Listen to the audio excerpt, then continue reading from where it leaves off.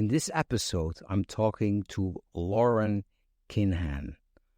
Lauren is a fantastic, versatile vocalist from New York who has been part of the iconic vocal group The New York Voices for almost 30 years.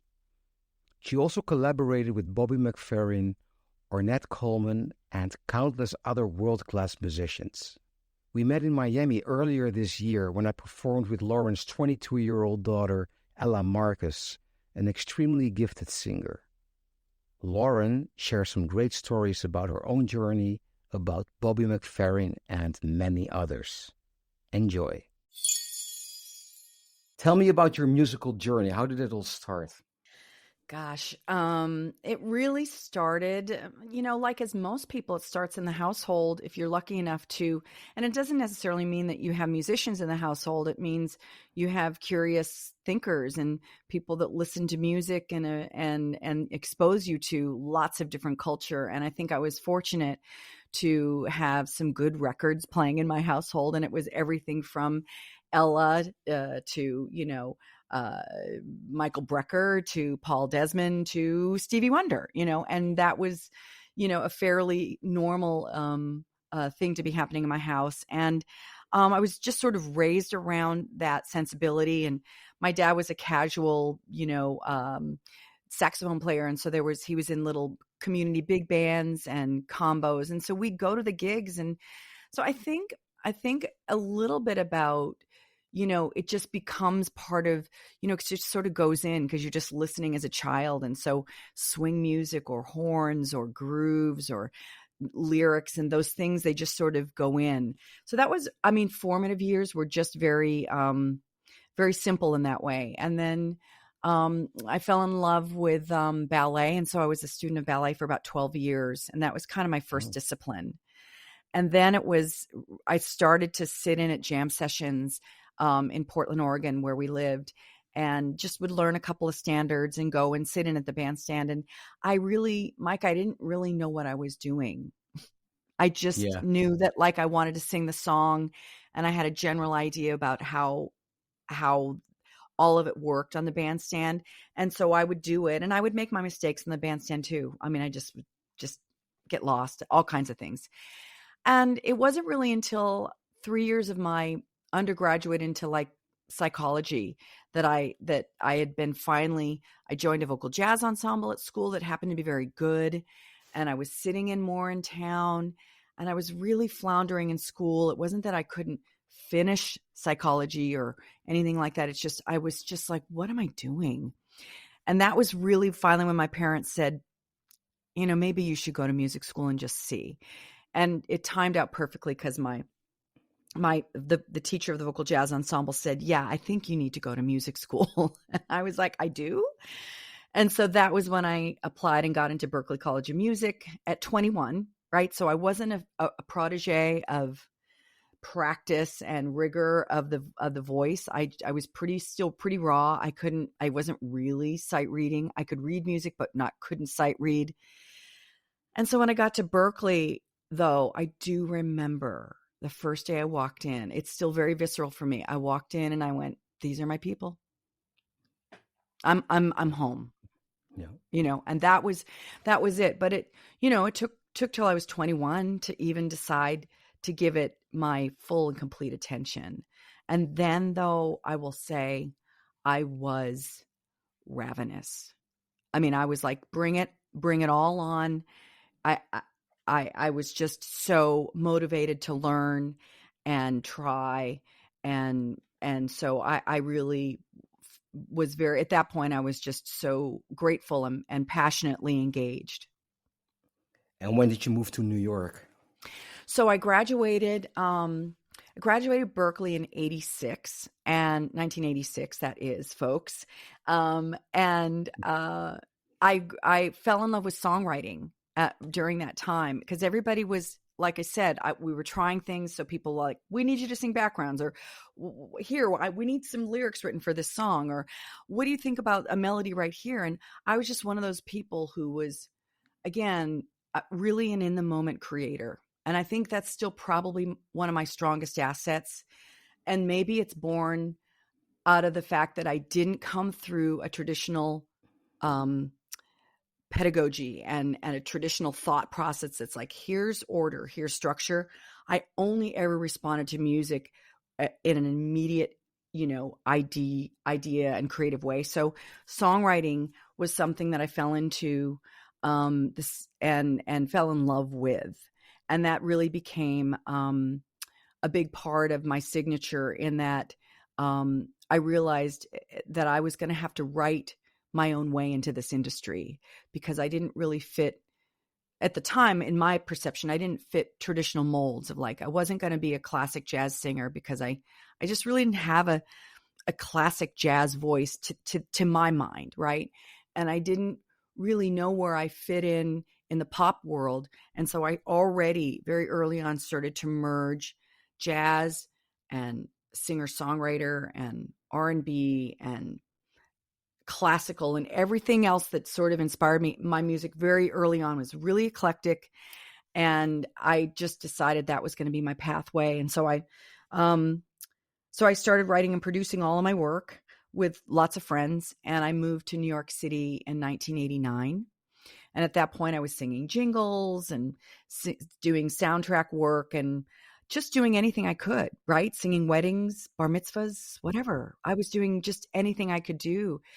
But also, in 1989, you could move to New York City as a 25-year-old and pay for your rent. I lived in a little studio apartment on 26th Street for $450 a month. You know what I mean? At that time, that was still possible.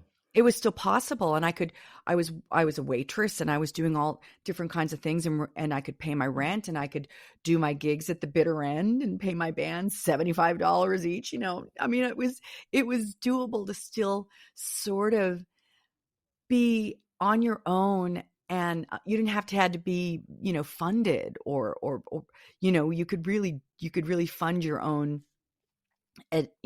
initial investments that you needed to make as an artist. So I think the other thing I love about getting to New York was, and I think you'd appreciate this, because it's really a crossroads of culture. You're going to get everybody, same as at Berkeley. There were students from all over the world coming to Berkeley. So suddenly you're not just making music with someone from, Michigan or California, but you're making music and collaborating with someone from Amsterdam and someone from Suriname and someone from Brazil and someone from Italy. And all those vocabularies, the one thing is music is a constant vocabulary, right? We can all speak that language.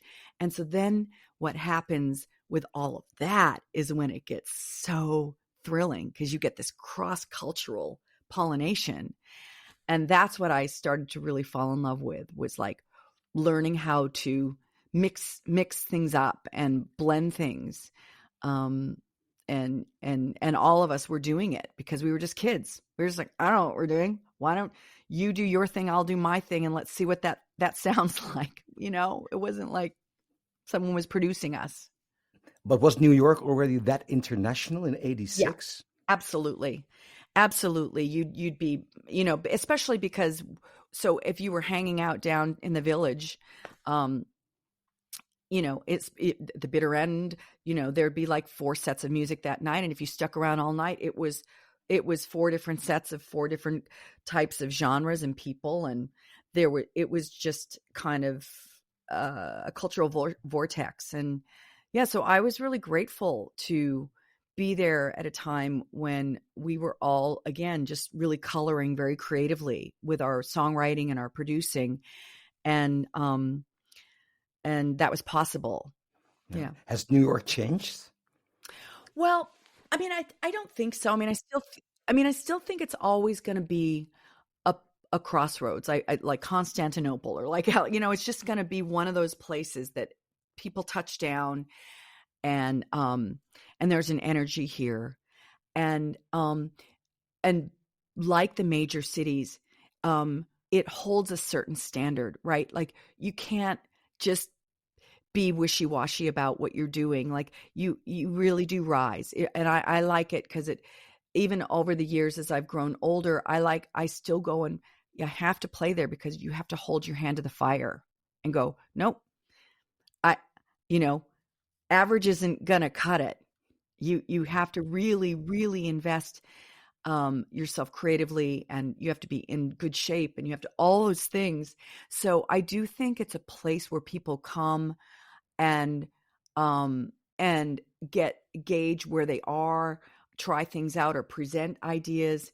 Um, and it's there's a high bar of excellence, I think, here still, and and that's not to preclude or exclude the fact that there should be everything else in between. There should be beginning level, intermediate level. People are trying stuff out. People are winging it. I mean, it should be everything. And then, and then things sort of sometimes, I don't know, rise to the top or catch some attention. But I still think it's a place where young artists come, and I think it's where every we come. Like, you're gonna you want to see what your music sounds like here in New York City, and how the audience responds and all that stuff. So I still think it's a place to come as an artist. It's not the only place, but it is a place. Yeah, because if you aim to be a professional musician at a high level, New York is the place to find out where you stand, right? I do think it's one of the places. I don't think in the world of like, speaking in terms of like it's the only place, but I do think it's one of the places. I think Europe in general has a very sophisticated ear and sensibility. So, and what's going on abroad is different than what's going on here, and we learn from one another, like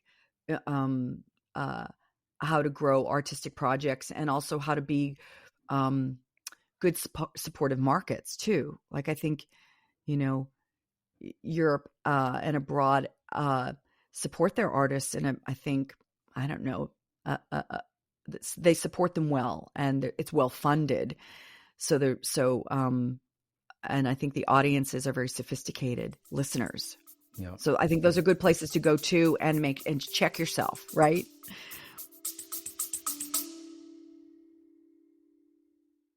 Thank you for listening. If you enjoy my podcast, then please subscribe, leave a rating and a review. Please visit my website, mikedelferro.com, where you also will find links to my other podcast, Self-Management for Musicians. You will also find links to my music and my socials. And of course, please share this podcast with anyone interested. Nothing beats the word of mouth. Thank you. Yeah, and the level here in Amsterdam is extremely high, especially at the conservatory. It's not like everything happens in New York or in Nope. America or wherever. No. It's really, no, here it's extremely high. Yeah, I don't ever. I agree with you 100%, because when I work with students abroad, they're often different than they are here in the States. And it's not to say one's better or worse, but they prepare differently. There's a certain I think a level of sophistication in Europe of their improvisation seems to be a little bit more, well formed and well structured, and and I don't know, it's just there are two very different lanes of the way that we take in the music. I think both are good, and that's why I love, be a student wherever you are, and then get out of town, go and see what other people are doing, so that then you sort of develop all the other colors that I think are essential to creativity. But I must say that in my perception, if it comes to the real jazz feel, you know what I'm talking about, Mm-hmm. nothing gets close to, the United States, and especially in New York. We have a lot of influence from classical music, which is also great, which also creates a lot of beautiful stuff. But when I go to listen to a gig with, let's say, an American rhythm section, it's another thing still. Yeah, I think I do remember, especially when you're talking about like swing feel or Yeah, R&B grooves or yeah, funk, or or even Appalachian, like these earthy sort of, they're combinations of also the culture music that landed here from other continents and then sort of found its own wellspring here. There is something about the touch tone of being here. And I remember very viscerally again when the New York Voices were on the road with the Count Basie Orchestra.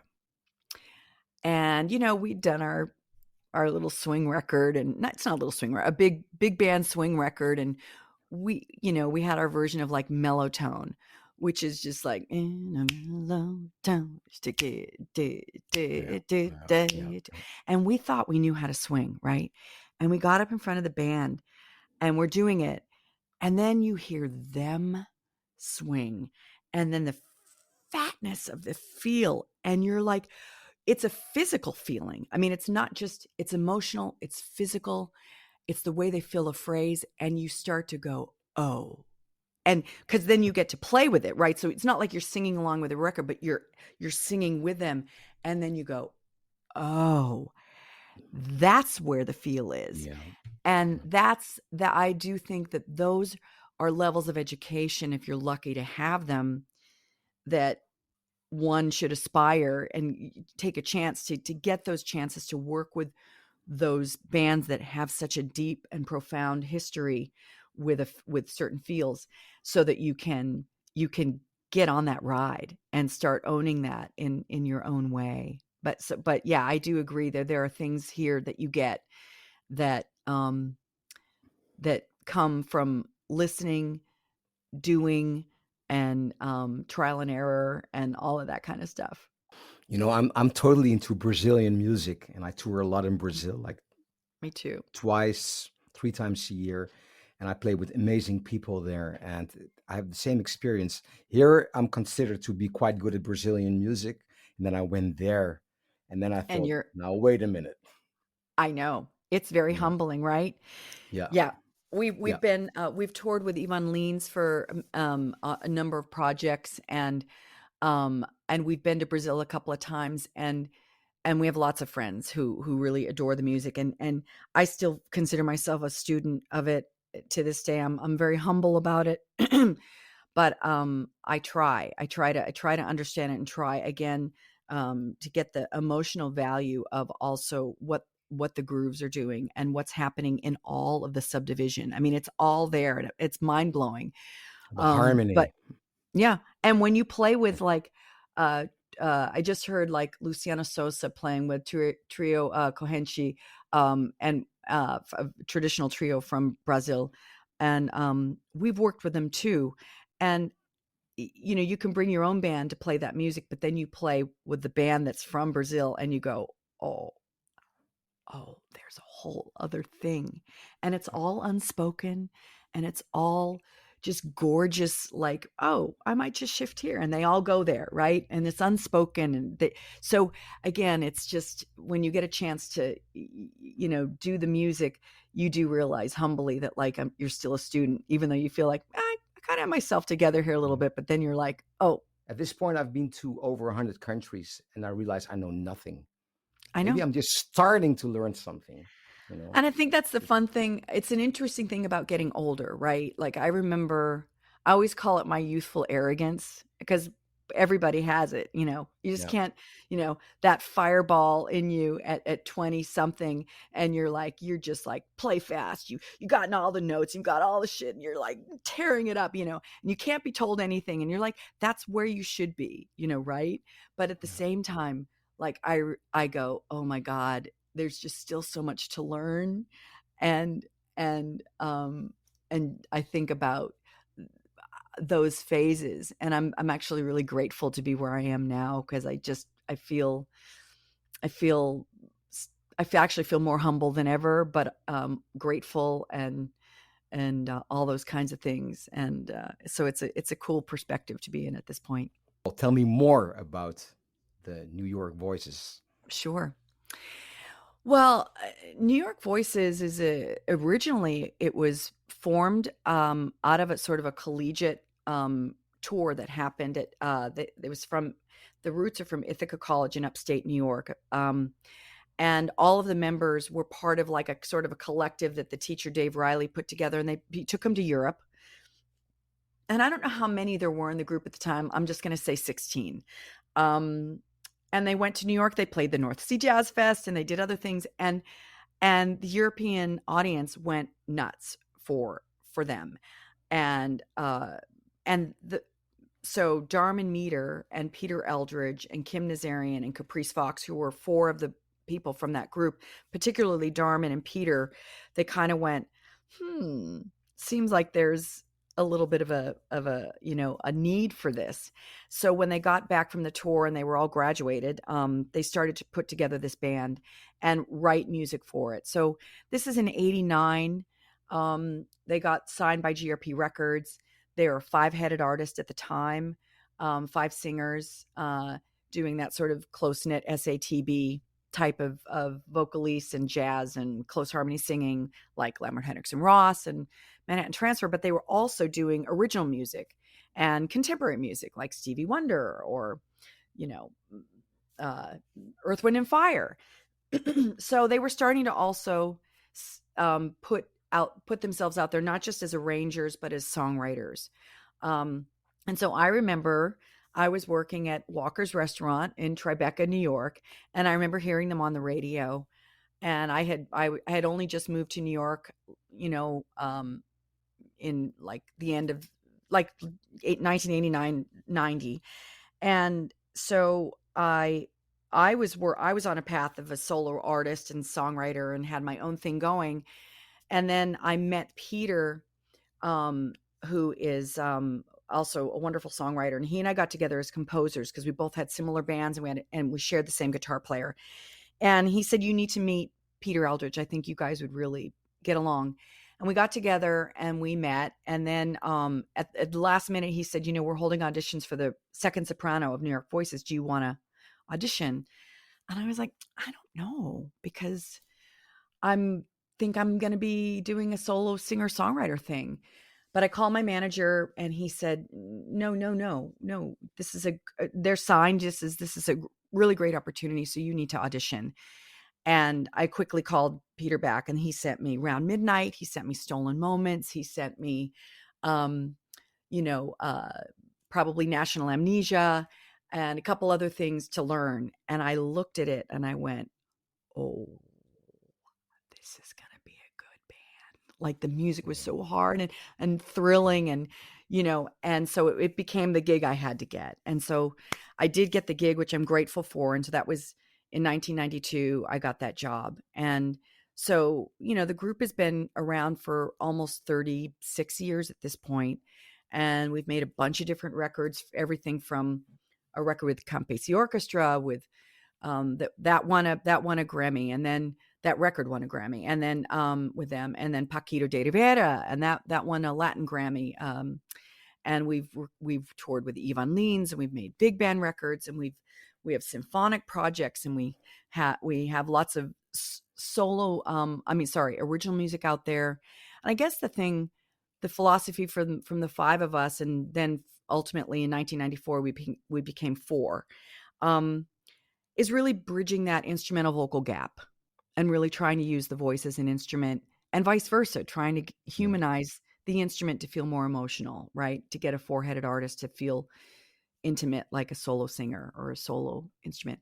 So we've been together, and we've been, like you said, like you two, all over the world, and had incredible adventures. We've worked with the Metropole Orchestra. We've toured with the big bands from all over the world, and it's been kind of an incredible career and also education about making this band sort of work. And early on, education became a part of it, because the only way we could really make a living was if we went into universities and also offered master classes, collaborated with the big band, collaborated with the rhythm section, worked with the singers. And so we always had to sort of started developing our own philosophy about singing and education very early on, because it was just a matter of not just survival, but also it turned out that it was a passion for the 4 of us. We all had our had certain gifts.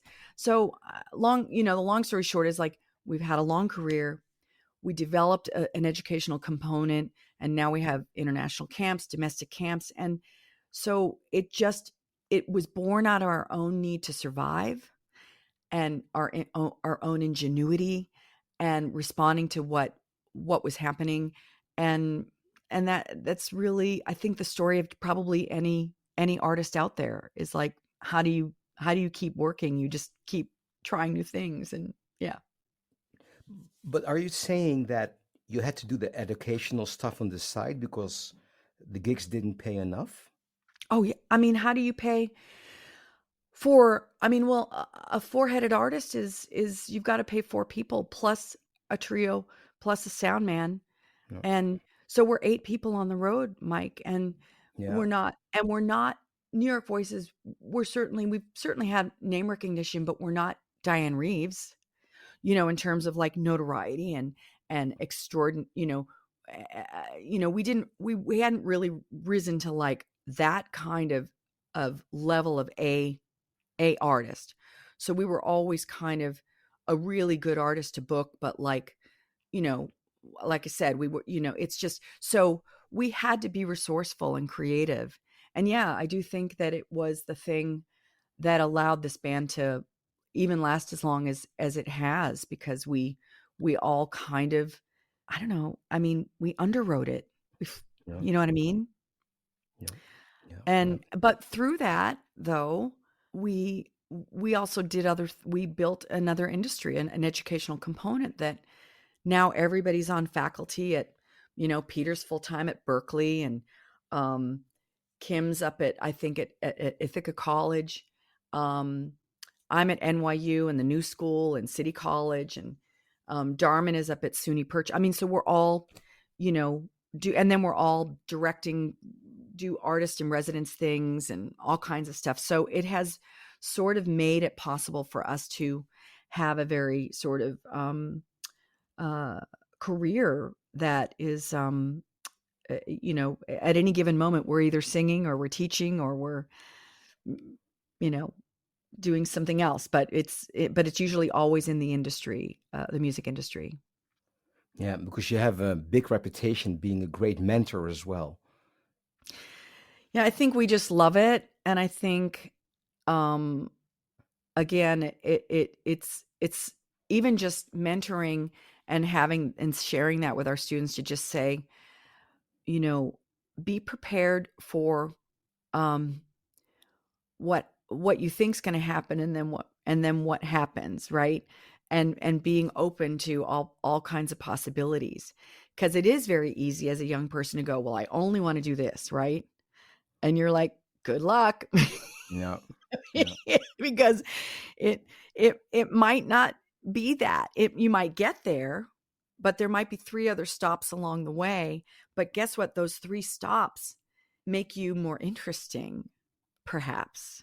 And and so, so that's why I love mentoring, because I wish I had somebody helping me in a way to go, these are good choices. They might not be the ones you think you want, but like, you should do that so that you develop these skills and all that kind of stuff. And just helping you guide and navigate some things. So I really do love it, because I think I'm always sort of thinking back about what maybe I would have appreciated hearing when I was really young and needed some good advice. It's a beautiful feeling to share your experience, right? Mm-hmm. That's yeah. My experience. Do you do that? Do you teach a lot? Well, I was going to ask you, how do you balance the teaching and the traveling? Because I stopped teaching I teach at a conservatory here in Groningen, which is a city 2 hours from Amsterdam. They have a really nice conservatory there, but I had to stop because of the traveling, because I couldn't commit enough to the students. No, and I think that's fair. And I think if you're going to teach, you have to be prepared to follow through. It's just like, it's parenting. It's like being a parent. It's like owning a dog, It's just like, if you don't get a dog, if you can't go out and walk the dog every day. Yeah, it's hard. It's sort of feels weird to me right now. The more I teach, the more gigs I'm getting to perform live. I don't know what's happening with the karma vortex. So I'm a little bit like, I guess I'm a little bit like right now, let's see what happens. Um, I'm not full-time faculty, so I can be a little bit more like, I'm going to do this. I'm going to say no to that. And I do think, but I do think it's hard to balance it all. And, I'm not a halfway any person in general. I'm not halfway about anything I do. So if I'm teaching students, I'm really thinking about them. And, um, so it can sometimes turn out to be a lot. I was mentioning that, before talking with you earlier today, just that, I was doing sort of helpful work for my students last week instead of like preparing for my gig at Birdland on Sunday night, because I knew I had to really get them to a place. Um, and, and I was doing it in lieu of like my work. And I was sitting there thinking to myself, you're making a choice right now. And I hope that like also you can make up for it. Like tomorrow, you can really find a window of time now to go, okay, great. But now I really need to prioritize being ready for my gig. Right. So I think because of my work ethic all these years, I'm able to balance a lot of different plates, but I do find that there might be a point where, I don't know, I might have to decide to do less of one or the other. And I think as I'm thinking about these last kind of years of my singing career, I'd like to prioritize that while I have an instrument that I still feels like executes what I want it to do, as opposed to I can't do it anymore because I just can't. Because that's the one thing that's hard about being a singer, is everybody's voice ages differently.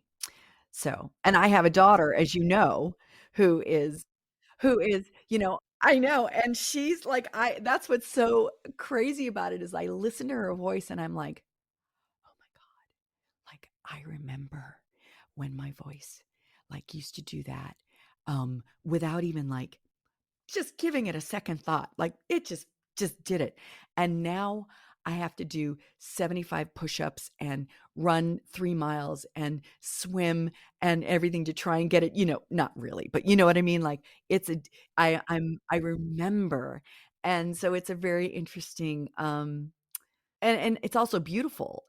I don't regret being where I am in my life, but it's just interesting to just go, right, there's that facility. Um, but it's really been such a great thrill to raise a young artist who really wants to do it, right? Well, speaking about your daughter, I mean, before people get the wrong impression, because I said I met you through your daughter. Yeah. We met musically Yeah. because of yeah, yeah, yeah. We met musically because your daughter's well, she's like kind of an all-round singer. Right? Yeah. Ella Marcus is her name, Mhm. and Yep. she's fabulous. We met through a mutual friend, an amazing pianist, Martin Bejarano, and we Mhm. we we played my opera meets jazz program in Miami with two pianos through the Dranov Foundation, which is a wonderful foundation for two pianos. And then they wanted the singer because it's also opera. And then Martin said, "Well, I know an incredible young singer, and I'm very close friends with the mother, who's you." And I was so blown away, not only by her, of course, her voice. I was blown away by two things: her self confidence, and also the way you are mentoring her. Also, being the mother, because you're also emotionally close. And I Mhm. wanted to ask you about that. How does that work out? Well, it's a beautiful thing. Ella and I have been because as we've already talked about before, I'm a teacher and a mentor for lots of young artists, and it's a pleasure for me, and I love it. Um, but yes, it is different when you're also the mother, right? Um, so we've had some practice at it though, and I feel like what she and I have cultivated is a lot of respect. And I try to listen as much as I can, right? And make sure that I'm giving her all the room that she needs to have to be her own artist and her own voice. But I do want to swoop in when I think, let me give you a perspective on what I think right here. And so over time, we've built a lot of respect. And so I don't feel, so now she'll come to me and say, what do you think about this? Or how do you think I sound right here? Or whatever. And I can say, this is really great for me. This works great. This could be a little bit better. What do you, and we've had practice at that. And so I think it's through a lot of grace and communication that you earn that thing. And you just earn that with your kids in general. I mean, this is just parenting 101. It's like a little bit of listening and a little bit of guidance. I mean, but now expanding with a young artist, I think normally I'm not quite so hands on, because she's in school and I shouldn't be doing any of her work, and she should be listening to her teachers. And yes, I give her feedback. But when this phone call came in from you and Martin, I wanted to give it the importance and the weight that it deserved. And this is actually maybe where there were times where I was not prepared for a gig at her age, because I didn't know how to prepare, and I didn't know what was going to happen on the bandstand with all of my preparation or the lack thereof, because this was a very specific call. It wasn't like something she was doing.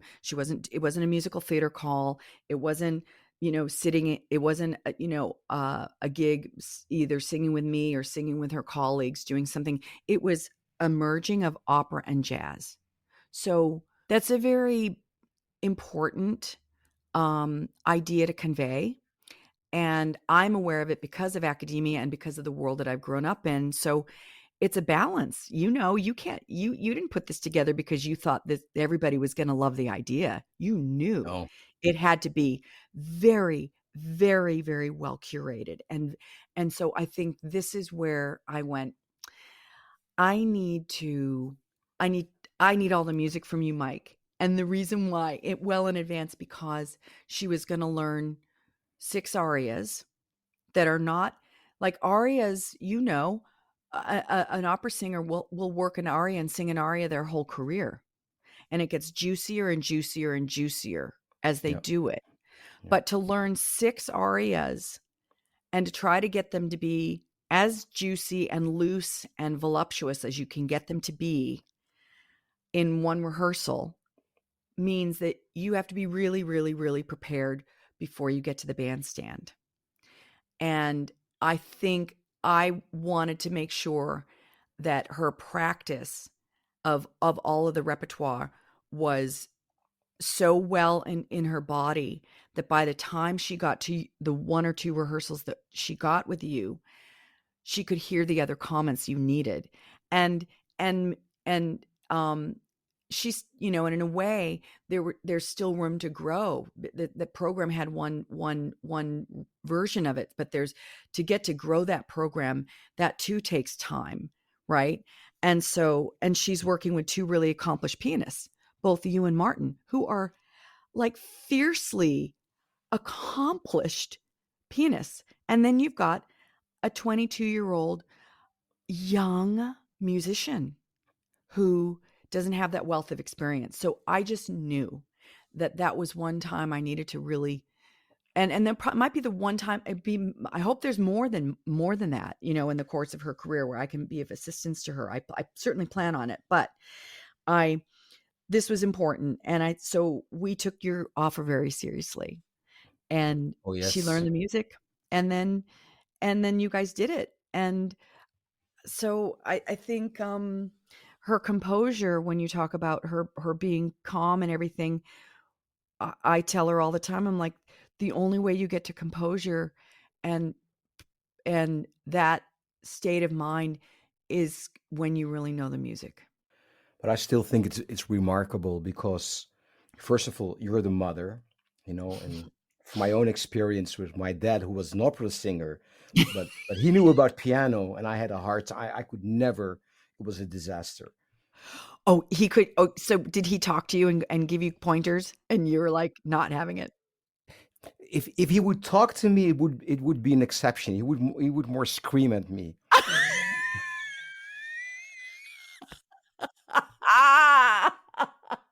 That's pretty old school, though. Oh That's a yeah, it it was. is a compliment, though. I mean, if people are screaming at you, it usually means like, they want you to maybe do it better, but like they're listening. I won a contest in Rotterdam, and the day before the final, he said to me, "Are you sure you want to become a pianist?" Oh, that's so mean. It was, it was, Oh. it was. Yeah, it was hard. Yeah.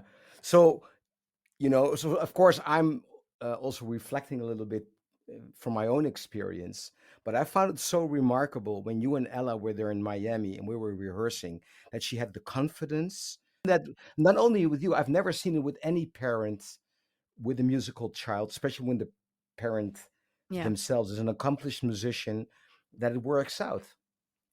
Well, I thank you. I will say also, I wanna give her proper credit. That was her. And I wanted to get her to the rehearsal, and then I really didn't wanna say a thing at that point. The only reason why I was there was if I was maybe could help in certain ways, globally. But I wanted her, and she did, I wanted her to go, "Let's go over this section again," or, "I have a question about this. What do you really wanna accomplish here?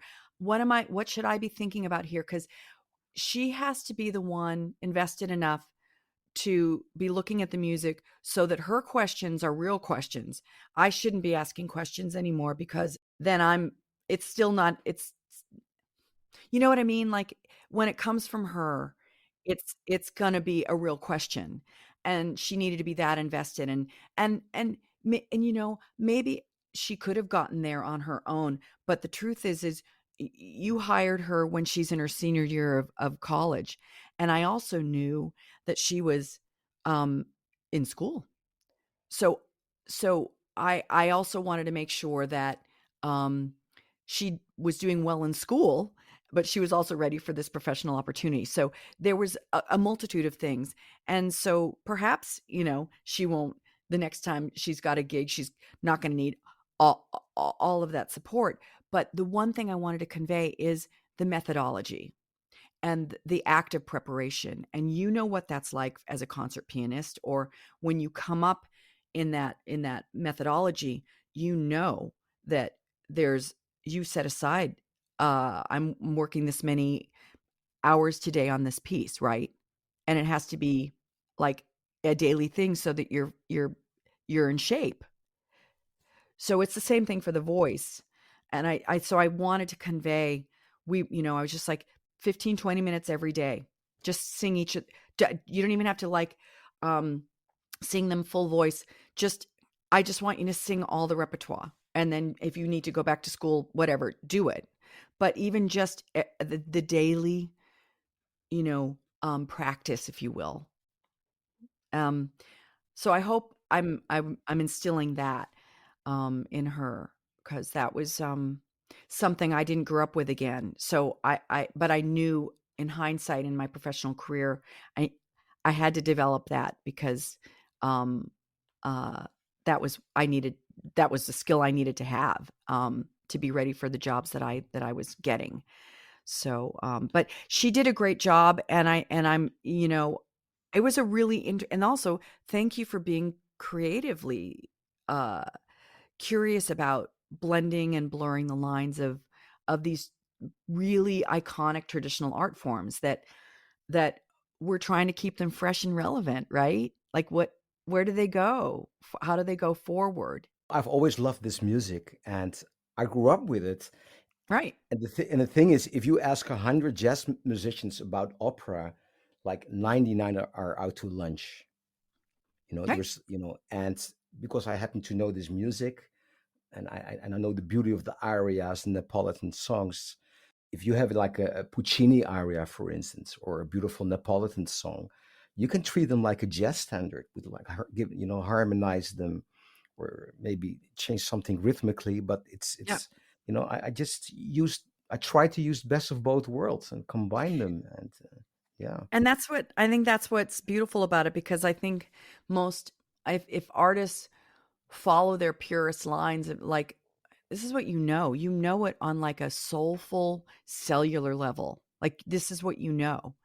And finding ways to play with it respectfully and beautifully, um, that's great. That's really great. And for Ella, she grew up, she knows on a cellular level jazz music.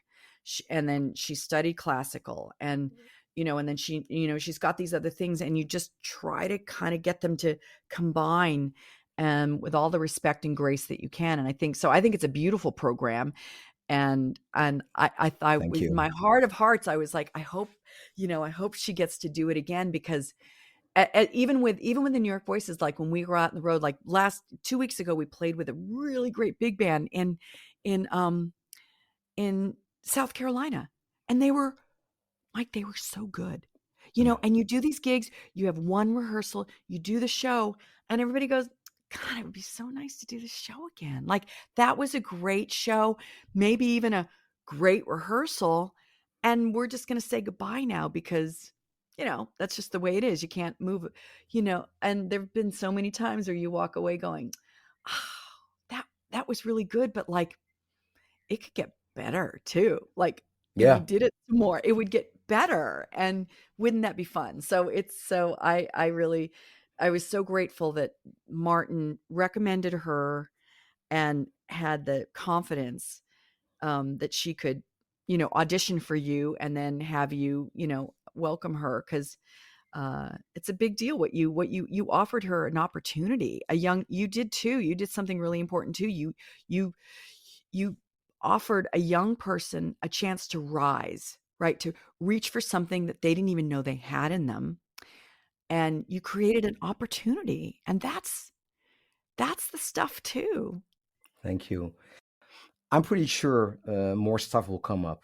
I'm working on it, so I'll let you Thank know. you. Yes, thank you. And she's graduating this Saturday, and I just heard her showcasing yesterday. And she's just such a beautiful lyric soprano, and also she sang at my show at Birdland, and just jumped up and did it too. Again, like, I was looking at her singing, even as her mother, you know, and as a performer who I I'm not going to invite anybody up on my bandstand, even just because she's my daughter. Like, I have a certain, expectation too. So Yeah. she's not supposed to come up to just like get a free pass. No, I knew she was going to do something really beautiful. But even in that moment for me, cuz we got one rehearsal that day. We ran it with the piano and we did it that night. So it wasn't like, you know, and there was a moment where I had an out of body experience where I'm like, check her out. Like, she's completely in her body. She's singing, again, another tune that isn't really, it's kind of a pop tune. We've done a little different distillation to it. And she sounds great, and she's having fun, and she's completely like interacting with me, and it feels very grounded and authentic. And so again, I'm just a fan. Actually, I'm just a fan Yeah. of hers, You to be should be. honest. Well, there's I nothing wrong with being a fan of your own child. There's nothing Yeah, wrong with that. yeah, I can't wait. I Yeah. told the audience, I'm like, I can't wait to be sitting in your spot attending her show. That's what I'm waiting for. You said before that her website is up and running. Website's up and running, and she's starting to add more and more things to it. So she's ellamarcus.com, and we're just starting to get, all the wheels of marketing and promotion and stuff together for her to just get the next phase of her chapter going. She's going to move to New York City in the fall, and so off we go. Tell me more about your solo projects. I mean, I've always been writing music, and so when I landed the gig with New York Voices, I was thinking to myself, does that mean I've had to make a choice, right? And being still a composer and solo artist, And it turned out that actually that's another one of the things that became almost, I mean, we felt initially that it threatened the livelihood of New York Voices, but it really, all it did ever in almost every instance was cross-pollinate it and also make us all healthier artists individually. So, New York Voices feeds a certain aspect of your artistry, but not all of it. And so everybody all, had different things that they were doing on the side. So I made my first record. It was produced by Phil Ramone, who is a very well-known pop producer, like, Billy Joel and Barbra Streisand. I'm a million artists. And he signed me when I was doing definitely more of my singer-songwriter thing. And I made a beautiful record called Hardly Blinking. And I love it. It's a really just a very sort of Bonnie Raitt meets, I don't know, all my influences, Bonnie Raitt and Carole King and, Stevie Wonder. I mean, but then Anita Baker too, and jazz and pop and singer-songwriter. So that record came out in 2000. And then I took a pause actually to have Ella, and started the record when she was born, and it took about 9 years later to put it out, to put it all together. So that was a record called Avalon that I released on Sony, and that's kind of the beginning of like a transitional time for me of still doing singer-songwriter things, but there's a few more, little bit more heading into the jazz traditional thing. But very eclectic and very cinematic. I think my writing is very cinematic in that regard. And then I made a record in 2014 called Circle in a Square, which is all of them are all original. That one is, I think, a really, again, it really merges all my sensibilities in so many ways. And, Randy Brecker's on it, and Donnie McCaslin, and just really killing musicians. All of the musicians on my records have been really killing. And then I did a tribute to Nancy Wilson in 2017. And Elliot Shiner's been my partner on the last couple of records, he's done, engineered records like, Steely Dan's Asia. I mean, he's got giant ears, and he's just an amazing sound engineer and mixing engineer. And he does all my records now. And so we did my very first all standard record paying tribute to Nancy Wilson. But even with that, and I guess that was one of the things going back to like when I graduated from Berkeley, and everybody was saying to me, well, you need to make a jazz record. And I was like, I think of myself as a jazz artist because I play very colorfully with music, but not just in the jazz spectrum. It's all of the genres. From my ballet years, that you'll hear classical influences, from, folk to jazz to everything. And I'm very irreverent. I just have never really allowed anybody to say, you can only be in one lane. In fact, that was probably my biggest problem, because I just was like, I like them all. I'm not picking. And when I was 25, I didn't feel like I had a point of view yet for the standard, an all standard record. I grew up listening to Betty Carter and Sarah Vaughan and Mel Torme, and, I mean, just all of them, Billy and instrumentalists too. And I didn't feel like I had anything interesting to add yet at 25. And so I always felt like I needed to write my story. And so what was really fun is to finally do like an all standard record paying tribute to Nancy Wilson, because I don't sound like Nancy Wilson. I don't. But I let all of the ways that I think about jazz standards, and then myself as an arranger and composer, I played with the songs very, very in my own way, my own signature. And that record finally feels like that's a really good snapshot of how I want to behave and how I feel about playing when I'm playing in this lane, in this particular lane. And that was a super fun record to make. Um, and my partner on that was Andy Ezrin, who's just one of my favorite piano players out there, and he and I really collaborated on a lot of the arrangements on that. He's Um, great. He's great. He's one of my favorite, Yeah. and his sense of harmony and his sense of accompaniment is just extraordinary. So I partnered with him also on Circle in a Square in 2014. So I think those records are really juicy in a way that is just we're just doing what we want, playing and letting inspiration and groove and harmony and ideas take the lead, and that feels like a great place to be. And so I'm working up a new record. I debuted a bunch of new stuff at Birdland this last Sunday, and I had Elliot actually come to the show because I said, it's time for you to come here and hear what I'm thinking about. What's the next record is going to sound like? And so I'm teeing it up. I feel like it's coming, and I now have like about maybe half of it written, and I now know I have certain things that still need to be filled in, the holes that I need to fill. And this is my favorite part of being an artist is I love the creative process. Yeah. I love collaborating with gifted artists.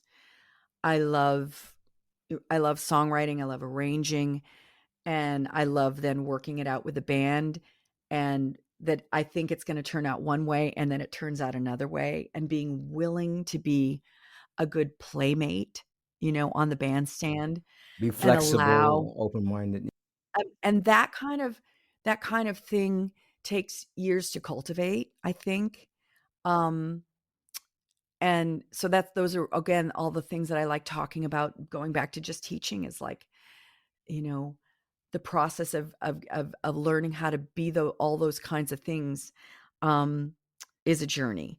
But I love where it takes us, because it can take you to some unexpected places. Um, and I think always leading with a mantra for me is, how does the music make you feel?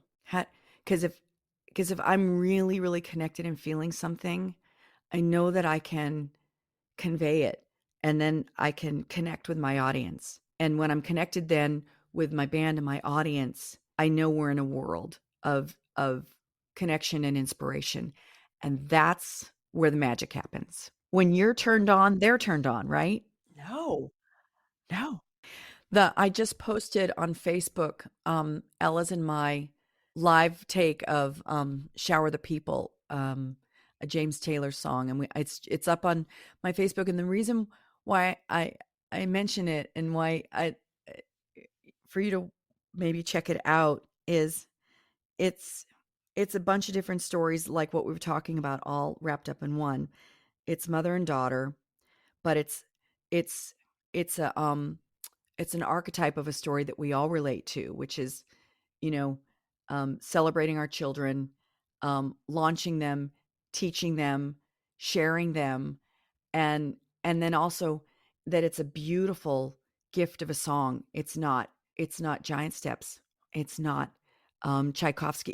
It's not. It is, it's a gem of a sweet tune that so it doesn't always have to be, like I said, complicated to be connected, and sometimes simpler is better. That's why great crafted pop music is so widely appreciated. But again, it's like it's a simple love letter. And there are moments in the performance where, people are just gasping, mostly because I feel like they're seeing their own children, or they're feeling, the message of the moment. And we were all, and so again, it's remembering that, less is more, but also the things that connect us are unifying symbols. We all can relate to them. And if you can wrap it up in one song and one moment in a show, those are special gifts. And So I shared it because I I just am I'm so wrapped up in her graduation and her launching into her new life. And yeah, and so proud of her. And James Taylor is actually a great example of simplicity and genius at the same time. Well, that's exactly it. I mean, and then his voice, right? I mean, his voice you could just lie on the ground and just swoon over. But it's a And his genius guitar playing, and the and his guitar guitar playing. playing. So there's God. an elegance to what he does that is a craft. And it's connected again to all of the emotional story that is happening in him, and why it connects so much is because he's lined up all of them, the crafting, the writing, the harmony, the voice, the story, the and the timelessness of it. So yeah, it's just remembering sometimes to be simple, which that was the one of my takeaways too, is just like, remember on the next record that like a couple don't get too crazy, couple simple tunes, just don't don't overthink it, right? Leave some room, leave some space to happen. Speaking about amazing artists, there were two you've worked with which really caught my attention. One is Ornette Coleman. Yeah, I know. That was well, that was another, you know, fork in the road that you don't see coming, right? And I it was there are vortexes of energy. You and I've been around long enough to know, like, when things are happening and you're like, I'm getting lots of calls right now. There's a lot of stuff going on. Like, I don't know what's happening. And then of course, I'm also very well aware of like when energy isn't happening, right? And there are no phone calls and you're like, God, what happened? So Yeah. and then there's waves. That was at a time when it just always happening, from like the New York Voices to like I was making my record with Phil Ramone. I was connecting lots of different things. And so one of the other things that happened was I was introduced to Ornette because he and I are both at CSAC at the time, which is another writers affiliation like ASCAP and BMI. And he had a song that he needed to hear a singer um, sing and improvise on. And I was called to CSAC, and they had a nice little piano room, practice room. And I met him, and he said, "I want you to sing this song. Don't you know by now?" Um, and and so I'm going to teach it to you.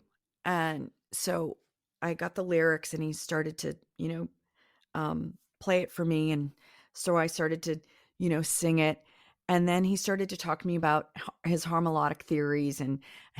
And, you know, I, and there'd be moments where he'd be like, see, now don't you see that like when I'm playing this chord and I'm playing this G, it really sounds like C over here with this chord when I play it like this. And I'm like, my brain is like, I'm still trying to learn the song. And he's talking to me about like harmony and theory. And then he wants me to improvise.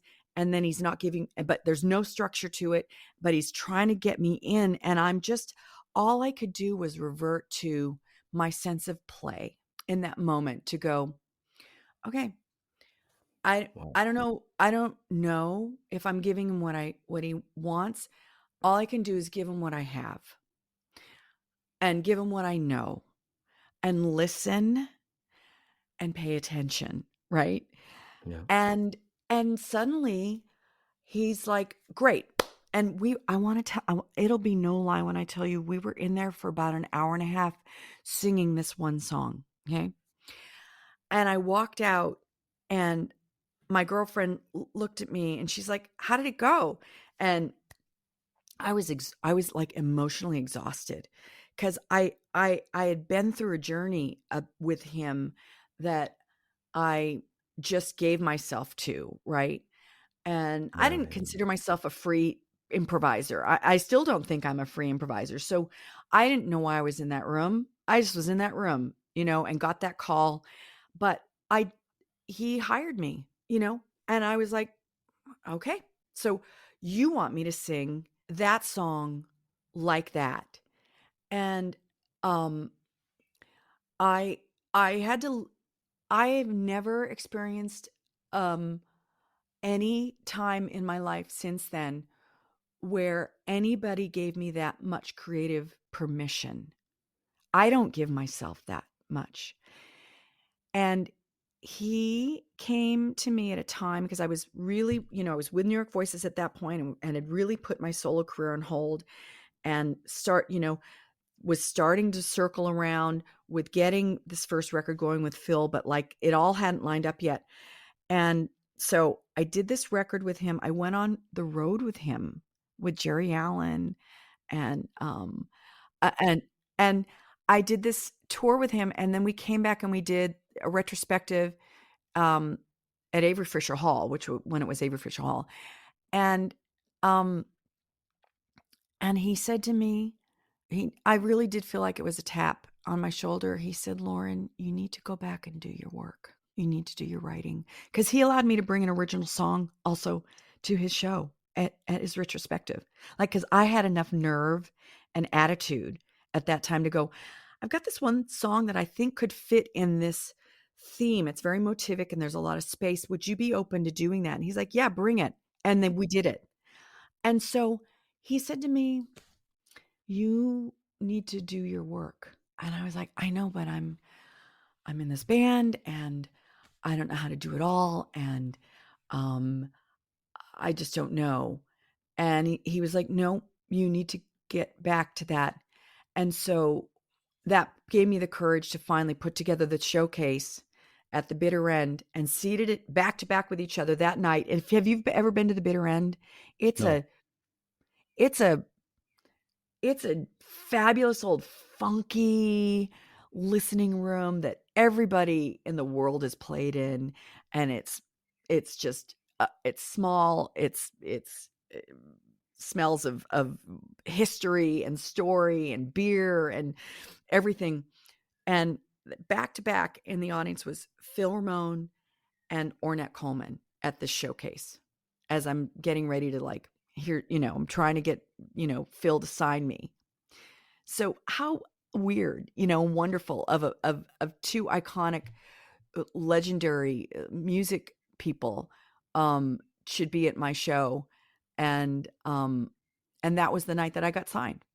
Phil just basically looked at me and he goes, "We're done. We're doing the set exactly like that.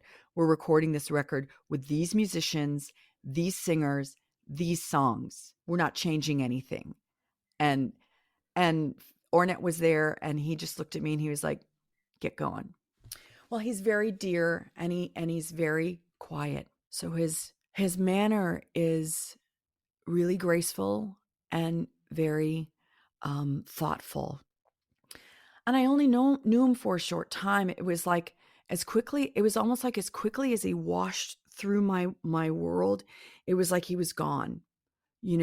Like I I I don't I think of him as like it was an angelic sort of touch tone in my life where I I don't I can't explain it because sometimes people are like, you know, um, there were so many people that spent a lot of time with him, right?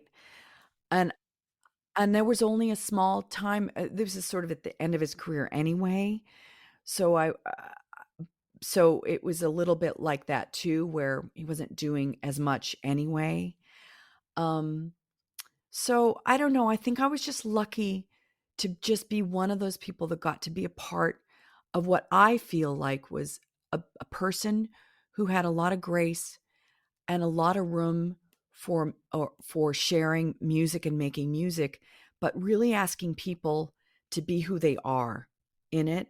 And yes, there was a methodology, and when you heard him play with, his regular musicians, that it was they all understood the language, right? They all knew what they were supposed to be doing.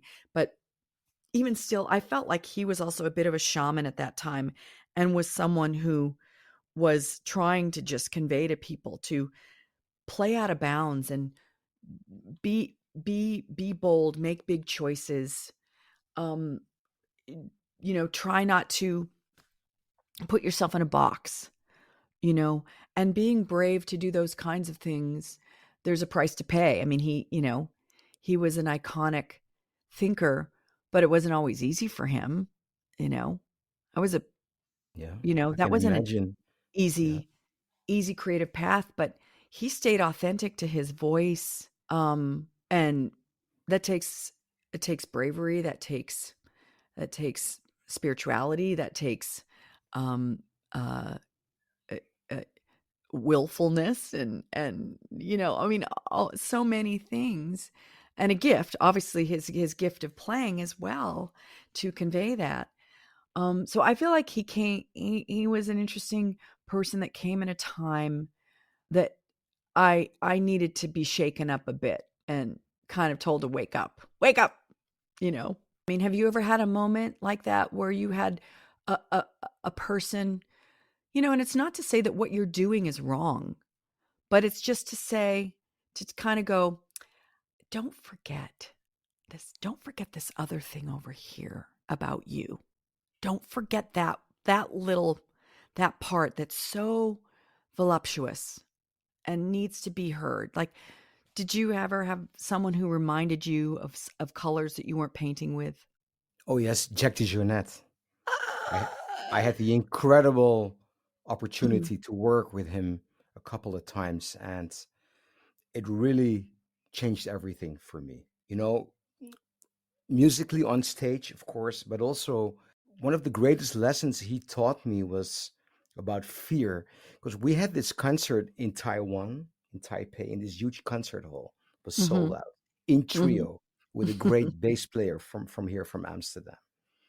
But if you play as a pianist in trio with Jack DeJohnette, you always think like, I'm not Keith Jarrett. Right, That's right. you know, Yeah, and and that's the truth, and that's the harsh truth. And I was nervous. I was really nervous for that concert. And then he came up to me like 5 minutes before the concert, and he said, "You just have to remember one thing." He did it like a mantra. He said, "You're going to go on that stage and just remember, have fun." And it sounds so simplistic.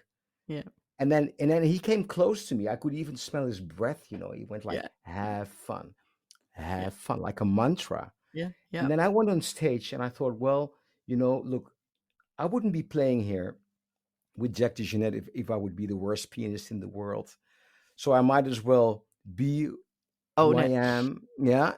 I felt so at ease when I walked on stage, and um, the gig was recorded. And when I listened back, and also in the moment, I thought I played pretty good. It was not my best concert, but and that lesson, just something which apparently is so simplistic, really changed my life. So whenever I'm in a situation of anxiety, musical anxiety, that's the moment I think about, like Jack telling me this. Yeah. And also Toots Tielemans, I also learned so much from him. But that was 10 years, and also became friends. So that's like, it became more like a family thing even. So, Yeah. but that's different. But what when like what you were saying about Ornette, like rather short collaboration. Mhm. Um, yeah, that really, wow, what an experience. So, something to be so grateful for. It was a gift, and also because it was very, how ironic, not ironic, how extraordinary to be doing 2 things, like working with New York Voices, which is, it's so structured. We're a little big band.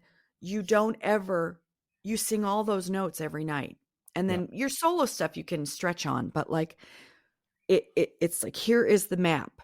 And then to do that and to be on the road with Ornette going, sing any note you want. Sing them all in any order you want. I was like, "What? How?" I could, like, I felt like both sides of my body were like going this way and this way. And my brain was like, "You need to make sense of this because this is both of what you value, actually. You come from both of these worlds." And because I remember when I joined New York Voices, I was like, I like structure, but I like it to be a little messy too, you know? And I remember initially trying to find language with my colleagues to go, can we figure out a way for this to not feel quite so perfect? So like, do we all have to finish it this, and you compromise. It's not to say that no, they didn't want that either, but we had to discover, like, how can we make this feel a little more alive and raw at times, so that it's breathing a bit more. And I feel like those were things that we were starting to ask ourselves anyway as a collective, but it was interesting for me to be sort of in this other world and go, yeah, no, there is validity to that. So let's just remember that we're this is our art form to play with and define as artists. So let's not just stay the same. I know it's all written, but let's figure out how we can still stay alive in the music. And that too is part of the journey about being an artist, is like, you know, how do you stay alive in it and vibrant in it for the long term? It's always so interesting. So when we see these young kids, whether it's my daughter or mentoring people, it's fun to see where they are, and it's also like you can kind of see, you're like, oh, I can't wait till I see them over there, 10 years from now or whatever. It's fun. What about Bobby McFerrin? Wow, that was also amazing. He too is kind of like a shaman in that he he had his own philosophy of voice, and particularly the voice that he built. The stories about the way in which he worked to create that instrument, to work that fluidly. You think of what he did, and it's like it's 360 degrees in terms of, like, the facilities working this way and this way, harmony is this way and this way. His ideas are rhythmic, they're melodic, there's a lyric here, there's improvisation here. So he was another person, I think, that was, again, it's like there's discipline right there for you, but discipline that earns you freedom, right?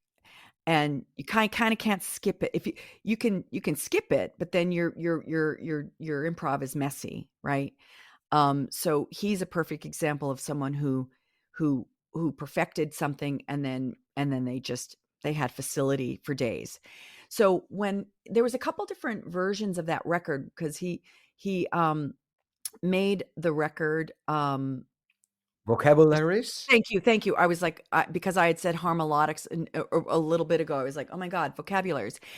That Linda Goldstein, his manager, longtime manager, um, got this idea to um, re reinvent his songs that were iconically known on all of his records, and to bring them into more of a choral tradition.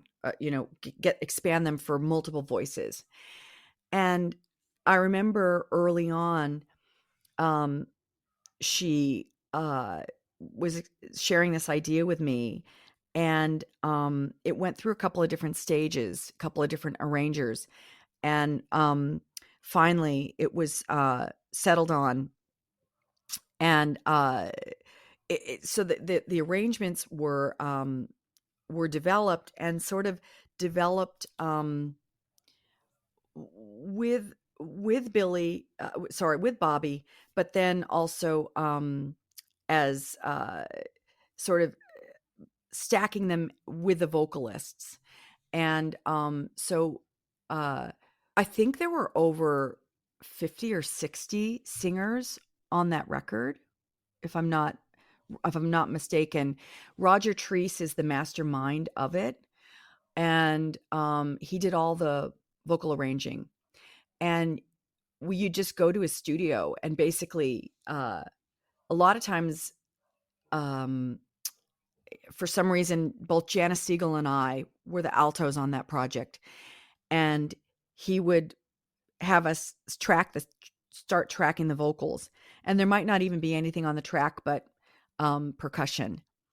And And sometimes we'd loop it for a while because he was looking for a very specific feeling of even just 8 bars. And so you'd loop it and then you loop it again and he'd get the one that he wanted. Cause I mean, he too was hearing things very specifically.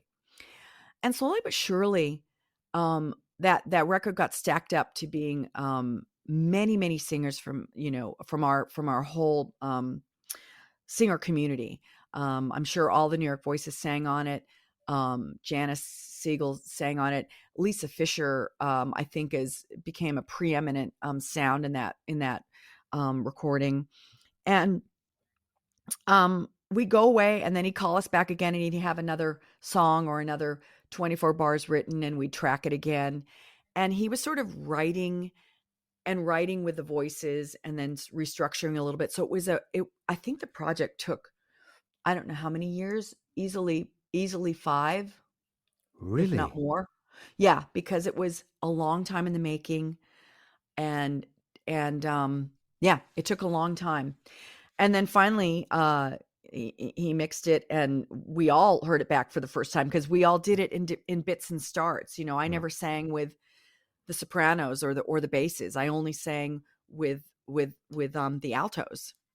So it was you still kind of never really quite knew what it was going to sound like. Sometimes you'd show up and everybody would be there and you get to redo your part and you'd go, oh, good. Cause now I know how I should sound on this because I was, the first person that tracked. So it was very interesting and a very interesting process. But I think it was also because Roger has a process and it took him a while to extract it from the music and from the voices, and also make sure that Bobby was happy, right?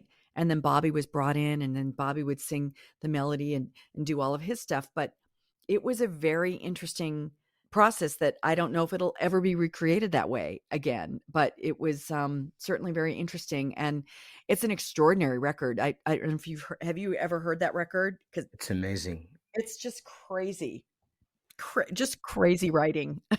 Yeah, and it's something in terms of vocals I've never heard before, Yeah. and it's still, I don't know, when was this recorded? Like 20 years ago, maybe even No, more. I I don't don't know. think we're at that point now where it's 20, but it might be it was started around I want to say 2010 at least, that it might have been started. But I'd have to look to see in my notes when the actual record came out, and I think it won the Grammy. I mean, it did really well. Um but and I think a couple of times the songs have been performed live, and they're hard cuz like I I mean, I think Roger has done it with maybe a group here or there, and they might have only done one song. I don't know that you could do the whole record. It it's so much music. It's Yeah. just so much going on. But I think he's done it a couple times, and I wouldn't even, as a director, of vocal jazz ensembles, I would be like, I'm not doing that one. I'm there would be that would be so hard to hold all of that together. I think it has to come from the master himself. But was it eventually Roger's project in a way? I mean, I guess I have to say it's a joint project for sure. It's Bobby's because it's Bobby's the inspiration, and those are Bobby's those are Bobby's songs, and that is his philosophy, and he's the inspiration. He's the pool that we're all drawing from. Roger is certainly a disciple and an artist in his own right.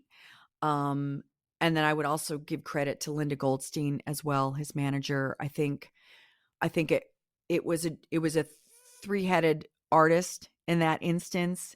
But it's all about Bobby, to the extent that it's the legacy that inspired the project to happen. Yeah. But Roger is certainly a force to be reckoned with. I don't know what he's doing these days. I'd be curious to now. I'm gonna have to look it up after we talk today. Finish up because I'm curious what he's up to. He's quite a extraordinary arranger. Yeah, that album is mind-blowing. Some final wisdom for young artists? I think the other thing that I say to young artists before they walk on the stage, similar to what you were saying about Jack DeJohnette saying have fun. I do think I always say give it away, give it away, and just share your joy or your pain, your sadness, your grief, whatever. But give it away. It's a beautiful release as an artist. We certainly draw from all of our stories. When we come to the stage, at least I do. You bring you to the stage, and then it's kind of a little bit of a way to have a release. It's not just a musical release. It could be, and it's not meant to be therapy. It's just meant to be like, just don't overthink it. Now just give it away. Just bring all of your joy and all your work now. And now just let go. Just let go and have fun and enjoy and give it away. Thank you, Lauren. Thank you. I just enjoyed spending time with you, and I'm so grateful to have met you. I feel like this is a beautiful kinship here. Same here. And I hope we get to play at some point. Who knows? Let's do it. Let's do it. Let's do it. I would love it. I would love it. So thank you so much for your time, and all the best to you and all of your work and pursuits. Keep dreaming.